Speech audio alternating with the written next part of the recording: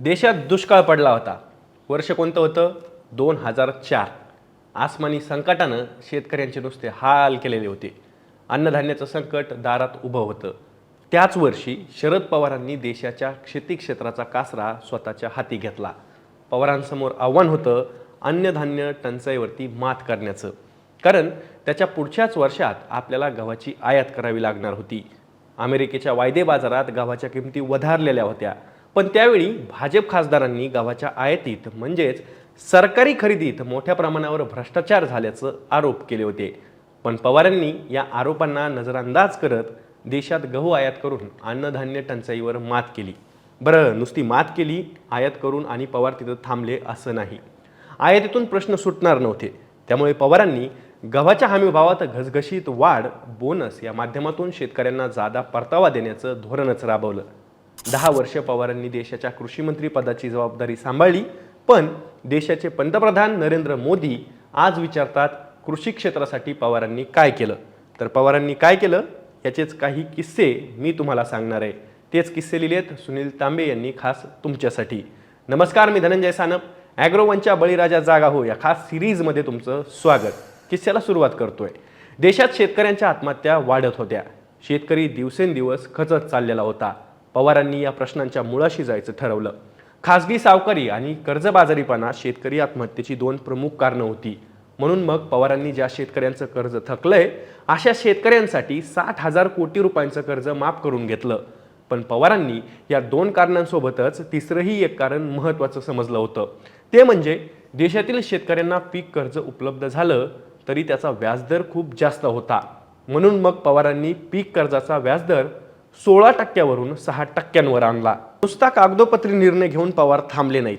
त्यांनी बँकांवर कर्ज वाटपासाठी दडपण आणलं. यामुळेच शेतकऱ्यांना दिलं जाणारं कर्ज 86,981 कोटी रुपयांवरून 10 वर्षात 7 लाख कोटींच्या घरात गेलं. असाच अजून एक किस्सा म्हणजे एक दिवस पवारांना तत्कालीन पंतप्रधान डॉक्टर मनमोहन सिंग यांचा फोन येतो. ते विचारतात, पवारसाहेब, देशातील अन्नधान्याची स्थिती काय आहे? आपल्याकडे किती साठा शिल्लक आहे? त्यावर पवार म्हणतात, मला नेमकं माहीत नाही, पण माझ्याकडे सखोल माहिती नाही आहे. त्यावर सिंग म्हणाले, एकदा पाहून घ्या, गव्हाचा साठा संपत चाललेला आहे. 2 ते 3 आठवडे पुरेल इतका शिल्लक साठा आपल्याकडे. गहू आयात केल्याशिवाय पर्याय नाही. डॉक्टर सिंग यांनी चिंता व्यक्त केली होती. शेवटी पवारांनी गहू आयातीचा निर्णय घेतला. पण या निर्णयानं प्रश्न सुटणार नव्हता. म्हणून पवारांनी गव्हाच्या उत्पादनात वाढ करायची आणि अन्नधान्याबाबत स्वयंपूर्ण व्हायचं तर अन्नधान्याच्या आधारभूत किमतीत घसघशीत वाढ करायला हवी हा धोरणात्मक निर्णय घेतला. या निर्णयासाठी त्यांनी अर्थ मंत्रालयाशी सातत्यानं संवाद ठेवला होता. वेळप्रसंगी संघर्ष करण्याची भूमिका सुद्धा पवारांनी घेतली. आता हे झाले 2 किस्से. पण आता याच्या पलीकडे पवारांनी काय केलं त्याचे थोडेसे आधार, त्याचे संदर्भ देत आता ही गोष्ट तुम्हाला सांगतो. आधारभूत किमतीत वाढ म्हणजे महागाईला आमंत्रण असं समीकरण जुळवून अर्थतज्ञ, सरकारमधील काही घटक आणि प्रसारमाध्यमांनी उठवलेली टीकेची झोड सहन केली. त्यावेळी पवार पंतप्रधान डॉक्टर मनमोहन सिंग यांच्या सातत्याने संपर्कात होते. परिणामी दरवर्षी हमीभावात वाढ करून घेण्यात पवारांना यश मिळालं.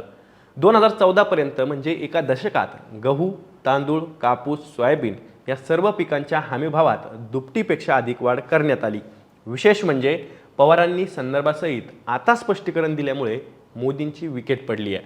आता तुम्हाला स्क्रीनवरचा एक तक्ता दिसत असेल, तो थोडा निरखून पहा, म्हणजे दूध का दूध आणि पाणी का पाणी होईल. मोदींच्या आरोपात किती तथ्य तेही तुमच्या लक्षात येईल. या तक्त्यात तुम्हाला आधारभूत किमतींची गोष्ट दिसेल. 2003-04 मध्ये आधारभूत किंमत काय होती आणि 2013-14 मध्ये म्हणजे जेव्हा पवार पाय उतार झाले पदावरून त्यावेळेस आधारभूत किमती किती होत्या. तर पिकावाईज तुम्हाला सांगत जातो. पहिलं तांदूळ हे पीक घ्या. 550 रुपये आधारभूत किंमत होती 2003 आणि 4 मध्ये. त्यात वाढ करून 1310 रुपये ही आधारभूत किंमत करण्यात आली. म्हणजेच यातला फरक झाला 138%. गव्हाच्या बाबतीतही तेच. गहू 630 रुपये आधारभूत किमतीत होता.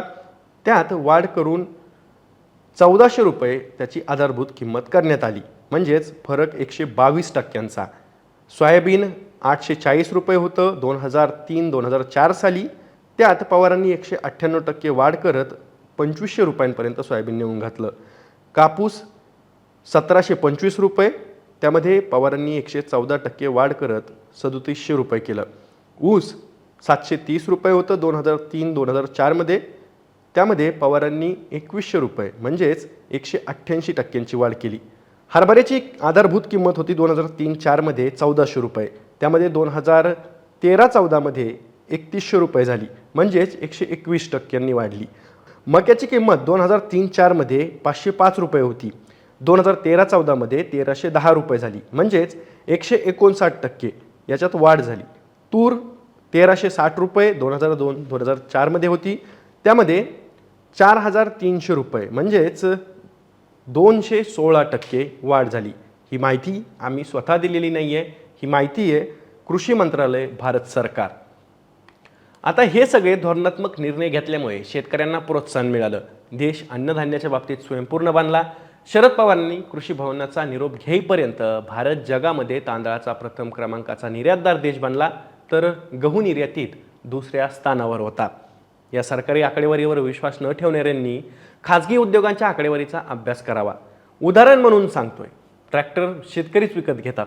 ट्रॅक्टरचा 2003-04 या वर्षात वार्षिक खप होता 1,71,657, तर 2013-14मध्ये तो 6,34,151 वर पोहोचला. म्हणजेच वर्षात वार्षिक वाढीचा दर म्हणजेच कॅल्क्युलेटेड कंपाऊंड ॲन्युअल ग्रोथ म्हणजे CAGR होता 14% एवढा. 2014-15 आणि 2015-16मध्ये ट्रॅक्टरच्या खपात 13 आणि 11% घट झाली. आता एक दुसरं उदाहरण देतो. गावात मोटरसायकली वापरल्या जातात. देशात 2003-04मध्ये मोटरसायकलींचा खप होता 41,70,445, तर 2013-14मध्ये हाच खप 1,04,79,817 एवढा झाला. याची माहिती तुम्हाला वाटत असेल मी मनाने देतोय, पण असं नाही. याच्यासाठी ही संदर्भ सांगतोय. Society of Indian automobile manufacturers यांनी ही माहिती दिलेली आहे. ग्रामीण भागातून वाढलेल्या मागणीमुळे विक्रमी विक्री झाली अशी कारणमीमांसा त्यावेळी बजाज, हिरो होंडा या मोटरसायकल कंपन्यांनी केली होती. गहू, तांदूळ याप्रमाणेच भाज्या आणि फळांचं उत्पादनही शरद पवार केंद्रीय कृषी मंत्री असताना वाढलं. फळाचं उदाहरण, फळाचं उत्पादन 45.2 दशलक्ष टनांवरून 89 दशलक्ष टनांपर्यंत गेलं. पालेभाज्यांचं उत्पादन 88.3 दशलक्ष टनांवरून 162.9 दशलक्ष टनांपर्यंत वाढलं. दूध, मासे, मांस, चहा, कॉफी, मसाले या विषयांबाबतची मी माहिती सांगत बसलो तर इथंच दुसरा दिवस उजाडेल.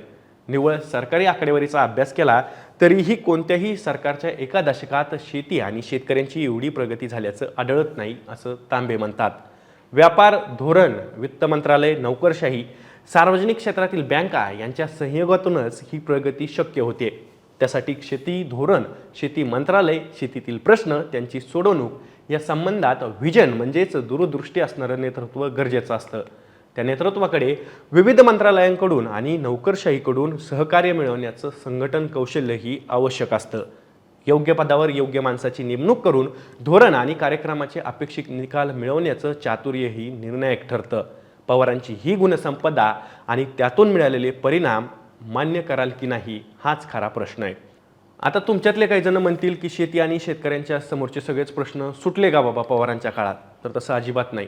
असं याचा अर्थही नाही आहे. सरकारी आणि निमसरकारी नोकऱ्या वगळता बाजारपेठाशी संबंधित कोणत्याही घटकाचे प्रश्न पूर्णतः म्हणजे एकदा काहीतरी अशी चुटकी वाजवली आणि सुटले असं होत नाही. नवीन नवीन प्रश्न निर्माण होत असतात, गुंतागुंत वाढत असते. एक दोषास्पद अवस्था संपून दुसरी दोषास्पद अवस्था सुरू होते. काही जुने आणि जटिल प्रश्न अधिक गंभीर होतात. उदाहरणार्थ शेतकऱ्यांच्या आत्महत्यांचा प्रश्नच बघा. पवारांनी केंद्रीय कृषी मंत्री म्हणून केलेल्या कामाचा लेखाजोखा निवडक आकडेवारीने मांडण्याचा मर्यादित हा प्रयत्न आहे. एका चौकटीत का होईना पवारांच्या कार्याचं मूल्यमापन करून त्यांच्यावर टीका केली तर समजण्यासारखं आहे आणि ते स्वागतार्ह पण आहे. पण पंतप्रधान नरेंद्र मोदींनी शेती क्षेत्रातील समस्यांचं जटिल स्वरूप आणि त्या सोडवण्यासाठी पवारांनी केलेले प्रयत्न यांचं आकलनही करून न घेता केवळ विद्वेष आणि विखार यांना कवटाळून बसणं हे गंभीर आणि चिंताजनक आहे. सध्याच्या सरकारच्या धोरणांमुळे शेती क्षेत्रावरीलचं संकट अधिकच गडद होत चाललंय. 5 राज्यातल्या निवडणुका आहेत विधानसभेच्या आणि त्यानंतर लोकसभेची निवडणूक येऊ घातली आहे. या दोन्ही निवडणुकांवर डोळा ठेवून शेतमालाचे दर पाडण्याचा एक कलमी कार्यक्रम आपलं सरकार राबवतंय. गहू, साखर, तांदूळ, सोयाबीन, खाद्यतेल, कडधान्य, कांदा, संत्री, शेतीमालाच्या आयात निर्यातीच्या बाबतीत सरकारनं शेतीविरोधी निर्णयांचा एकामागून एक सपाटाच लावला आहे. गहू आणि तांदूळ वगळता इतर शेतमालाची खरेदी करण्यातही आपल्या नरेंद्र मोदी सरकारनं हात आखडताच घेतलेला दिसतोय. तसंच गहू तांदूळ खरेदीचं घोंगडं झटकून टाकण्याचाही प्रयत्न मागच्या दारानं केंद्र सरकारनं चालवलेला आहे. वादग्रस्त कृषी कायद्यांवरून वातावरण पेटल्यामुळे सरकारला हा प्रस्ताव थंड वस्त्यात बांधून टाकावा लागला होता. पिकांना दीडपट हमी भाव देण्याचं आश्वासनही सरकारनं पाळलं नाही. शेतकऱ्यांचं उत्पन्न दुप्पट करण्याचं काय झालं याचं उत्तरही पंतप्रधान मोदींनी दिलं नाही आणि ते देतही नाही आहेत. त्यामुळं पंतप्रधान नरेंद्र मोदींनी पवारांवर भलेही टीका करो, पण पवारांनी काय केलंय शेती क्षेत्रासाठी याचं उत्तर त्यांना याच्यातनं मिळालं असेल. तुम्हाला याच्याबद्दल काय वाटतंय कमेंट बॉक्समध्ये नक्की सांगा. मी दररोज संध्याकाळी 6 वाजता ॲग्रोवनच्या यूट्यूब चॅनलवरती शेतीच्या राजकीय आणि राजकारणाच्या विषयांना वाचा फोडण्यासाठी तुमच्या भेटीला येत असतो. त्यामुळे ॲग्रोवनच्या यूट्यूब चॅनलला तुम्ही अजून सबस्क्राईब केलं नसेल तर लगेच सबस्क्राईब करा, कारण इथं आपल्या हक्कांची आपल्या जगण्याची गोष्ट होते. पुन्हा भेटू, तोवर काळजी घ्या.